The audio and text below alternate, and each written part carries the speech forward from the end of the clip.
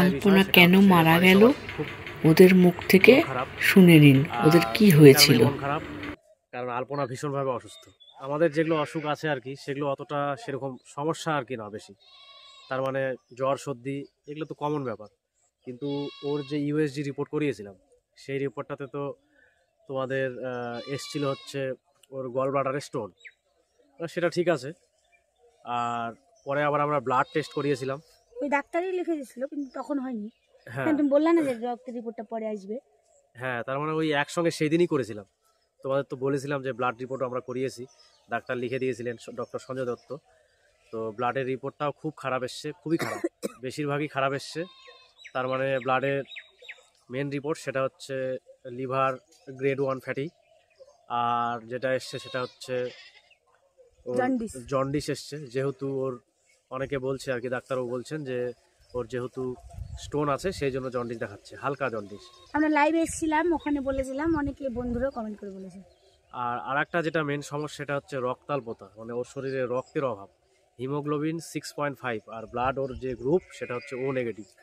এর আগে ওর অপারেশন যখন হয়েছিল, টিউমার অপারেশন হয়েছিল, তোমরা অনেকে জানো না, তখন অনেক দিন আগে, তাই না? এখন থেকে প্রায় 4 বছর আগে হয়েছিল। হ্যাঁ।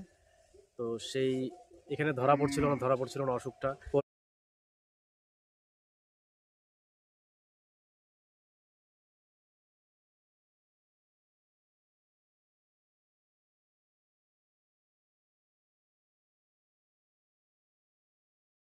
কলকাতাতে এনআরএসে গিয়ে ওই মানে ধরা পড়েছিল যে ওর নিউরোফাইব্রোমা হয়েছিল, তো রগের টিউমার, সেই জন্য ওখানে অপারেশন ওটা করতে হয়েছিল, প্লাস্টিক সার্জারি। আর না প্লাস্টিক সার্জারি করিনি আমরা, যাই হোক আমার মনে হচ্ছে না করতে বলেছিল কিন্তু করিনি।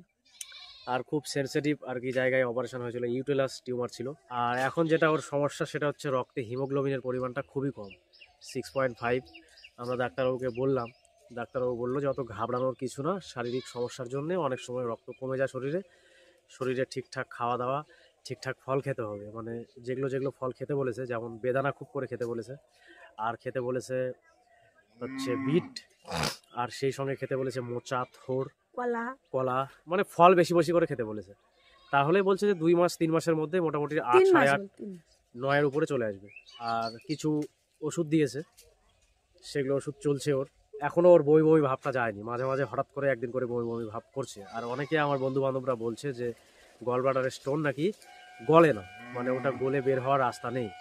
কিন্তু ডাক্তারবাবু বললেন যে গলে যাবে, কোনো অসুবিধা নেই, তোমরা 3 মাস ওষুধ খাও, 3 মাস পরে আবার চেক আপ হবে, সেই চেক আপে আবার দেখতে পারবা যে গলেছে কিনা বা অতখানি আছে নাকি।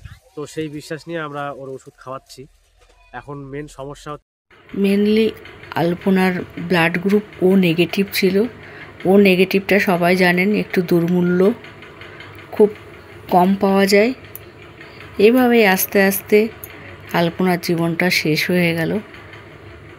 আলপনা তুমি যেখানেই থাকো ভালো থেকো, আর তোমাকে সবসময় আমরা এই ভিডিওর মাধ্যমেই দেখতে পাবো। তুমি যে এই ধরনের ভিডিওগুলো করতে আমরা দেখে খুব উৎসাহ পেতাম। তুমি চলে যাওনি, তুমি সবার মাঝেই আছো, এইভাবেই থাকবে সবার মাঝে, ঠিক আছে?